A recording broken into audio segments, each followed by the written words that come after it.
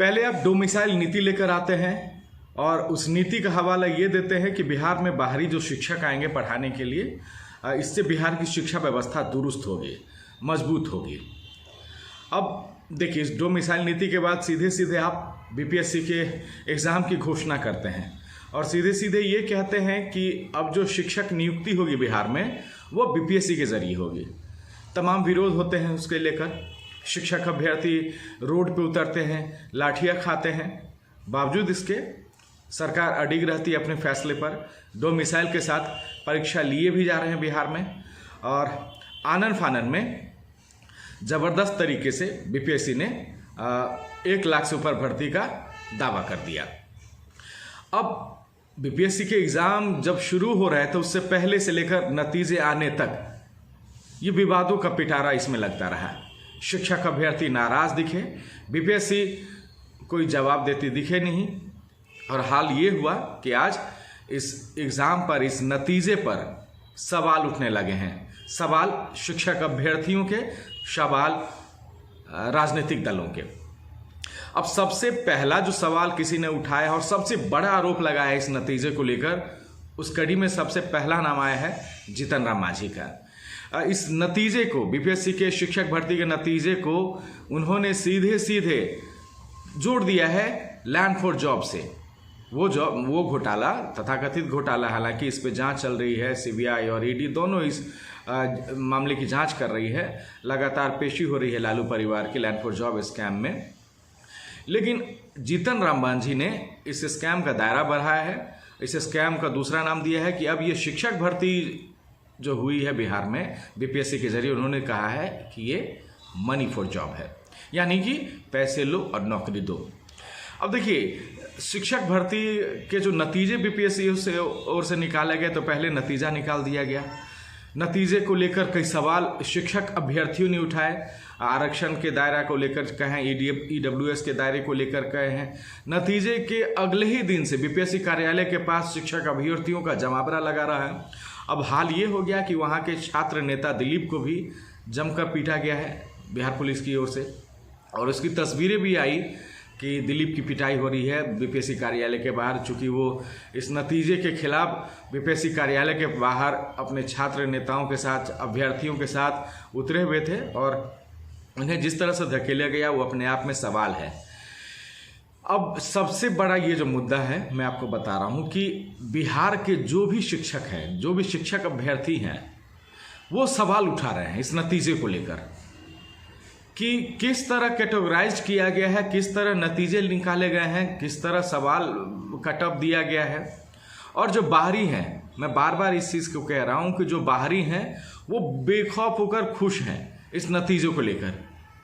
अब दोनों में ये, अब खुद आप कैलकुलेट कर लीजिए कि आखिर हुआ क्या इस नतीजों को लेकर। क्या जीतन राम मांझी के जो आरोप हैं मनी फॉर जॉब में, क्या उसकी बू है इस नतीजे में? अब ये सवाल जो भी हो, लेकिन अब नतीजे को लेकर विपक्षी दल बीजेपी और एनडीए के तमाम नेता सवाल उठाने लगे हैं कि इस रिजल्ट की जांच अब सीबीआई से कराई जाए। अब जो भी हो, केंद्र इस पर जो भी फैसला ले, क्योंकि अनुशंसा भी राज्य सरकार की ओर से की नहीं गई है, विपक्षी दलों की ये मांग है।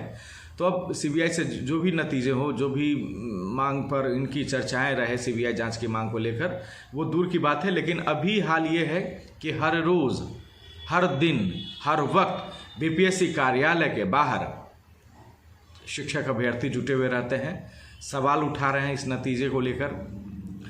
अब देखिए, 1 लाख भर्ती का दावा किया गया, 1 लाख से ऊपर शिक्षक अभ्यर्थी के भर्ती का दावा किया गया है और आनन फानन में एग्ज़ाम लिए गए, नतीजे निकाले गए, फिर नतीजे के बाद कट ऑफ निकाला गया, कट ऑफ लेकर सवाल उठाए गए।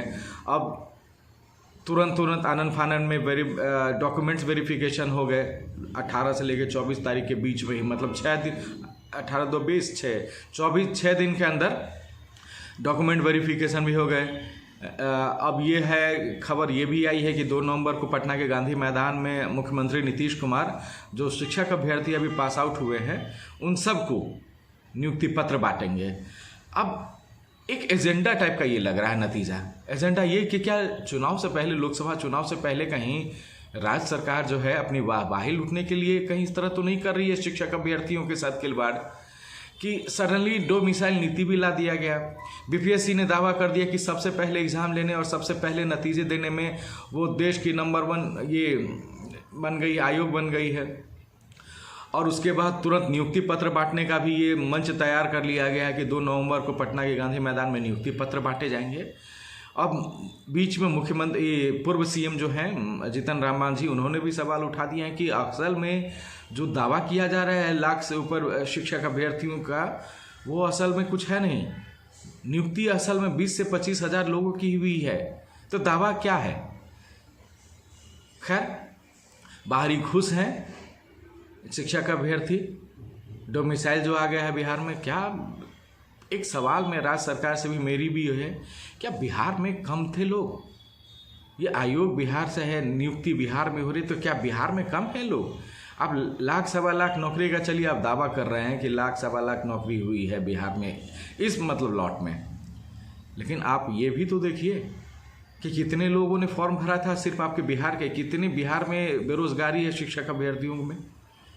क्या बाहरी को लाना ये ज़रूरी था? और ये क्यों ज़रूरी था? सडनली ही क्यों ज़रूरी था? अब तो 32 साल से मुख्यमंत्री नीतीश कुमार और लालू यादव ने बिहार पे एक स्टेबल गवर्नमेंट राज किया है। ये नीति कभी आई नहीं और सडनली ये नीति लाकर ये दिखाने की कोशिश की गई कि बाहर से शिक्षक लाएंगे और बिहार की शिक्षा व्यवस्था दुरुस्त होगी। जो एजुकेशन मिनिस्टर है चंद्रशेखर, वो भी कह रहे हैं कि बाहर से आएंगे लोग तो बाहर के टीचर अच्छे होते हैं, बिहार में मैथ्स के टीचर अच्छे नहीं मिलते हैं, अंग्रेजी के टीचर अच्छे नहीं मिलते हैं। आपकी बात सियासी बहुत ज़्यादा लग रही है बॉस। आप सियासत से उठ के शिक्षक अभ्यर्थियों के लिए थोड़ी देर के लिए सोचिए। उनके सवालों का जवाब देना आपका दायित्व है, आपकी जिम्मेदारी है। आप जवाब देंगे नहीं तो कौन आके देगा इनके जवाब? कौन आके सवालों का आप कट ऑफ निकाल दे रहे हैं, वो भी ऑनलाइन जारी कर दे रहे हैं। आप बाहर आके सवाल एटलीस्ट कम से कम जिस नेता को आप पीट रहे हैं, छात्र नेता दिलीप को पीट रहे हैं, उसी का एक प्रतिनिधिमंडल बना के आप बैठिए उन लोगों के साथ। उनकी आवाज़ को तो सुनिए कम से कम कि वो कहना क्या चाह रहे हैं आपके नतीजे को लेकर। इस तरह तो नहीं होना चाहिए बिहार में, खासकर बिहार में जहाँ इतने बड़े लेवल पर आपके भी दावे हो रहे हैं, राज्य सरकार की ओर से भी दावे किए जा रहे हैं कि ज़बरदस्त तरीके से शिक्षक अभ्यर्थियों को नियुक्ति मिल रही है, नौकरी मिल रही है। लेकिन नौकरी के साथ साथ सवाल भी तो उतने ही ज़्यादा उठ रहे हैं, और वो सवाल कोई और नहीं, शिक्षक अभ्यर्थी ही उठा रहे हैं। आप बाहर में जाइए, बीपीएससी कार्यालय के बाहर पिछले जब से नतीजे आए हैं तब से हर दिन कम से कम 150-200 शिक्षक अभ्यर्थी अपने कट ऑफ मार्क्स के साथ, नतीजों के पेपर के साथ, ओएमआर सीट के साथ बैठे हुए नजर आएंगे और सवाल उठाते हुए नजर आएंगे बीपीएससी पर ही। ये क्या नतीजा है? एटलीस्ट उनकी आवाज़ को सुनिए।